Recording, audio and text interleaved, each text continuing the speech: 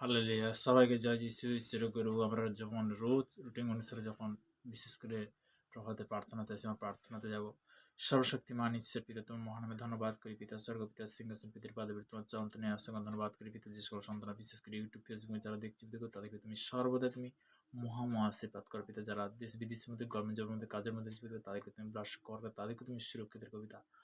ভারতবর্ষের বিভিন্ন প্রান্তে বিতর্ক যে সকল সন্তানরা বিশেষ করে হাসপাতালে, নার্সিংহোমে, বেডরুমে পড়ে আছে পিতাকে, অসুস্থ ব্যক্তি, পীড়িত ব্যক্তি, তাদের জন্য প্রার্থনা লালসা কভার করবো, তাদেরকে তুমি সুস্থতার জীবন দাও পিতাকে। পিতাকে আজকের বিশেষ করে এই বাক্য, এই প্রার্থনা যে কি রয়েছে পিতাকে, আমি তো জানি না পিতাকে। পিতাকে এই প্রার্থনা সেমিস্টিমের মহান যিশু নাসরের নাম থেকে চালাম, আমেন আমেন। হালেলুয়া, প্রভু স্তুতি হোক।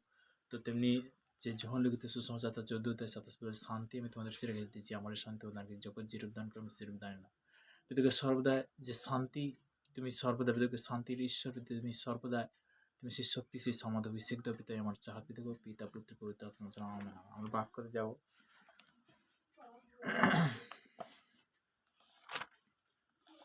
বাক্য দ্বারা আমরা আজকের যিশা তার 41 অধ্যায় তার 10 পদে প্রভুর বচন যে ভয় করো না, আমি তোমার সঙ্গে সঙ্গে আছি, ব্যাকুল হন কারণ আমি তোমার ইষ্টান্ত প্রকৃত সাহায্য করিব।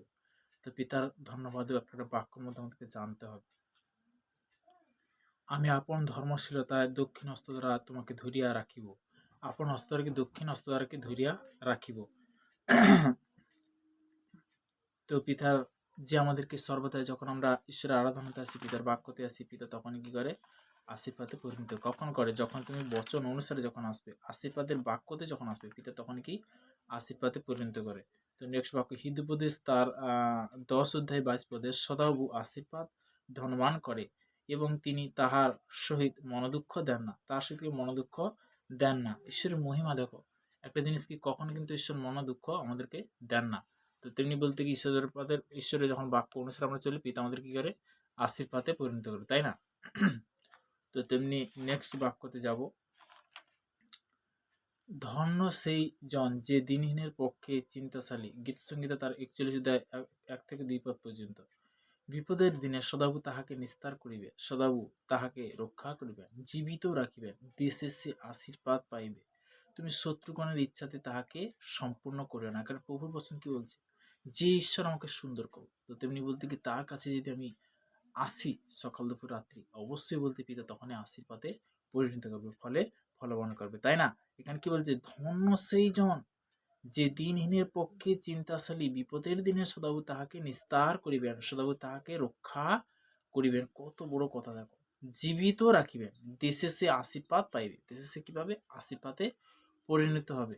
তুমি শত্রুগণের ইচ্ছাতে তাহাকে সম্পূর্ণ করিও না, শত্রুগণের ইচ্ছাতে তাহাকে কি সম্পূর্ণ করিও না। তো তেমনি বলতে কি যে যেটার পিতা ঘৃণিত কাজ, যেটা পিতা কষ্ট পায়, আমি সে কাজ করবো কেন? আমি যদি পিতার কাছে নত হই, তো তেমনি বলতে পিতা আমাকে কি করবে? আশীর্বাদে পরিণত করবে, তাই না? হালেলুয়া। তো গীত সংগীতা আমরা যাব। গীত সংগীতা তার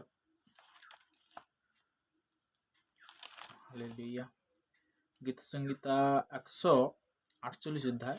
তোমরা সদাবুর প্রশংসা করো, স্বর্গ হইতে সদাবুর প্রশংসা করো, ঊর্ধ্বস্থানে তার প্রশংসা করো। হে তাহার সমস্ত দূত তাহার প্রশংসা করো, হে তার সমস্ত বাহিনী তার প্রশংসা করো। হে সূর্য ও চন্দ্র তারা প্রশংসা করো, হে দীপাময় সমস্ত তারা তাহার প্রশংসা করো। হে স্বর্গের ঈশ্বর তাহার প্রশংসা করো, হে আকাশমণ্ডলের ঊর্ধ্বস্থান জলসম তোমরাও তাহার প্রশংসা করো। ইহারাও সদাবুর নামে প্রশংসা করো, কেননা তিনি আজ্ঞা করিলেন আর ইহারা সৃষ্টি হইয়াছিল। তিনি সৃষ্টিকর্তা মালিক। দেখো এখানে প্রভুর বচন কি বলছে? সে কি করেছিল?